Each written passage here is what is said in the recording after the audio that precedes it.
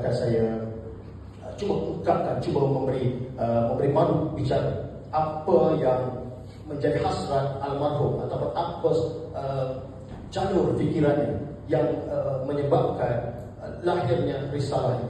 Sebenarnya bagus bila hal ini beredar seperti yang saya ungkapkan di muka. Kenapa?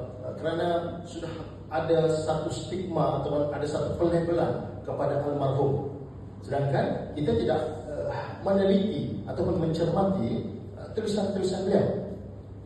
Sedang bila komentar, nanti ada segala macam gelar-gelar yang konotasinya begitu negatif. Dan itu melibatkan akidah, melibatkan pegangan, melibatkan kepercayaan. Dan saya percaya, sekiranya pengkritik ataupun orang yang tidak sealiran dengan beliau meneliti naskah ini sebelum naskah yang kontroversi, hadis penilaian semula yang keluar pada tahun 1986 itu, kita dapat mengerti sudut pandang almarhum Qasim Ahmad ini yang begitu mengapresiasi pandangan-pandangan Al-Quran bersulam hadis, yang mana saya kira agak berseberangan dengan pandangan-pandangan umum yang mengatakan beliau ini henti hadis, yang tidak mahir bahasa Arab. Itu kan semacam kesalahan logika, kan argumentum ad hominem yang ditusuk berapi-api kepada almarhum. Sebab itu seperti yang diulas oleh rakan-rakan, biar argumen itu dibatalkan dengan argumen, ataupun argumen dilawan argumen. Ada berbahalang intelektual, tetapi yang berlaku sebaliknya, argumen itu dibatalkan oleh sentimen, rasa kebencian. Kerana Qasim Ahmad membawa satu wacana yang melawan arus.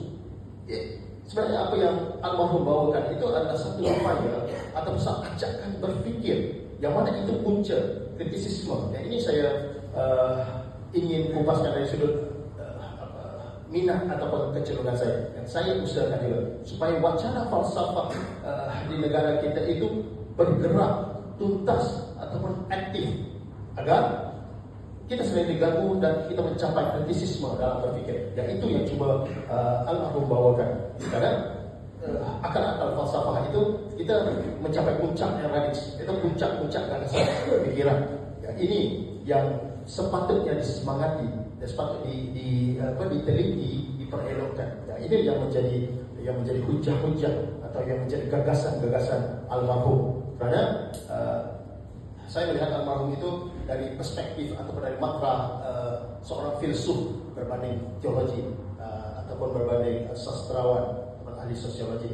Dan saya kira soalan-soalan ilmu sosial itu diwacanakan atau dikupas panjang lebar oleh ketiga-tiga panel. Di sini saya mengambil kesempatan untuk memberi sedikit intipati apa yang cuba almarhum muarakan dalam risalah.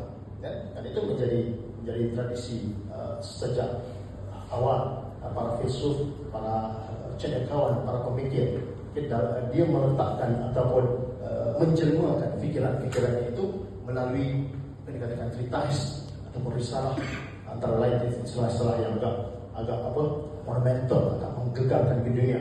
Contoh treatise of human nature daripada David Hume, di mana dia mengungkapkan tentang skeptisisme destruktif. So di sini saya melihat ada satu usaha almarhum Pak Qasim Ahmad itu untuk memberi satu sintesis dengan meletakkan panutan utama pada Al-Quran dan hadis, yang itu yang diulang tulis di dalam syarah atau buku yang panjang.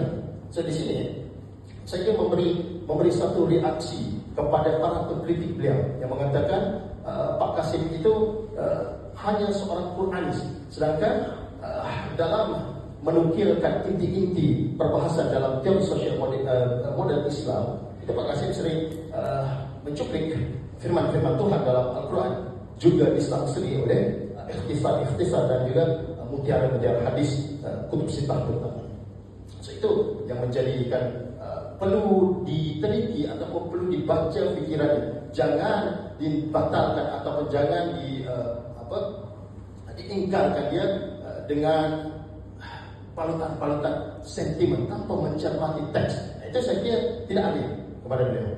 Dan di sini usaha untuk menerbitkan ini satu percikan atau katalis yang amat baik agar kita dapat meneliti, dapat mencorak. Dan saya dikabarkan oleh Saudara Benz, langkah seterusnya setelah masa mencermati risalah ini, kemudian disambung oleh teks ini. Dan saya sangat anjurkan untuk kita membaca, ya, kita faham apa yang Kasim Ahmad Cuk hasratkan. So di sini saya lihat ada satu hal yang agak menarik ataupun agak unik tentang pemaduan almarhum dari sudut falsafah ini, di mana beliau cuba melakukan sintesis di antara kepercayaan religius dan juga kepercayaan saintifik atau kepercayaan filsafat, yaitu yang menjadi inti-inti utama ataupun nafas-nafas sewaktu beliau menulis teori sosial modern Islam.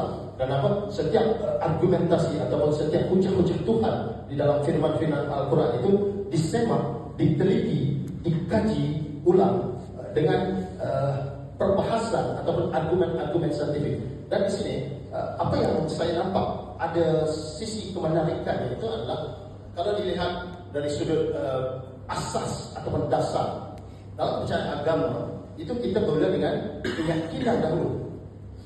Anda percaya dan kemudian ikuti. Di satu sudut dalam soal saintifik, kita meragukan dahulu, skeptisisme, kemudian baru kita meneliti. Tapi Kasim Ahmad almarhum itu